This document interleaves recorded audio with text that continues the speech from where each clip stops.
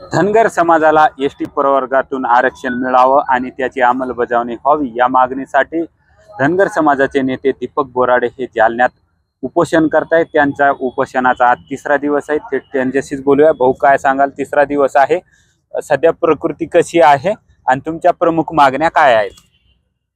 सध्या माझी प्रकृती चांगली आहे, तर तिसरा दिवस आहे, परंतु माझी प्रकृती जोपर्यंत चांगली आहे तोपर्यंत देवाभाऊंनी आपला दिलेला शब्द पाळावा।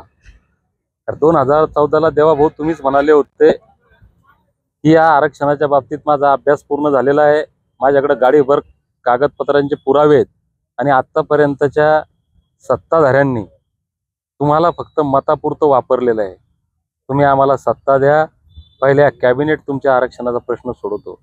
म्हणून देवाभाऊ, माझी प्रकृती चांगली आहे तोपर्यंत हा प्रश्न सोडवा, तुम्ही दिलेला शब्द पाळा। जसजशी प्रकृती खराब होईल तसतसं तुम्हाला या धनगरांचं धनगरी तांडव, मल्हार तांडव तुम्हाला दिसेल, ते पाहू नका। आणि मागणी एकच आहे, विश्वरत्न डॉक्टर बाबासाहेब आंबेडकरांनी जे घटनेत आमच्यासाठी दिलंय तो आमचा घटनादत्त अधिकार आहे, त्याची अंमलबजावणी करा आणि आमच्या लेकराबाळांना एसटीचं प्रमाणपत्र द्या। किती दिवस आता हा लढा राहणार आहे? उपोषण आहे तुमचं, किती दिवस सुरू राहील आणि यामध्ये तुम्ही सरकारला आता शेवटचं काय आवाहन करणार आहात? मी सरकारला आणि माझ्या धनगर समाज बांधवांना सुद्धा आवाहन करेल की मी शपथ घेतली आहे की हे माझ्या आयुष्यातलं शेवटचं आंदोलन आहे।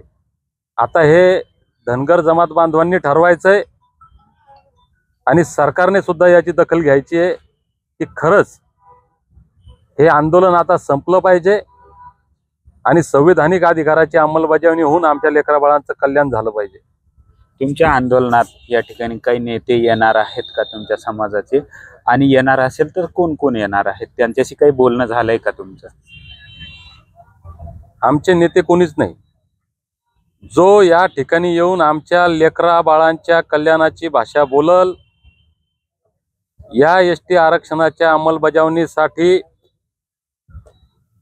सर्वस्व त्यागाला तयार राहील, पक्ष, संघटना, पद, प्रतिष्ठा सोडून जो इथं येईल, मग तो धनगर नाही कोणत्याही समाजाचा असेल तर तो आमचा नेता, बाकीचे आमचे नेते नाहीत। नक्कीच आपण जर पाहिलं तर हा लढा जो आहे तो शेवटचा राहणार आहे आणि जोपर्यंत धनगर समाजाला आरक्षण मिळत नाही एसटी कॅटेगरीचं तोपर्यंत हा लढा सुरूच राहणार असल्याचा इशारा आंदोलक दीपक बोराडे यांनी दिलाय। सुधाकर जाधव, लोकशाही मराठी, जालना। लोकशाही मराठी, ऐका, पहा, जागरूक रहा।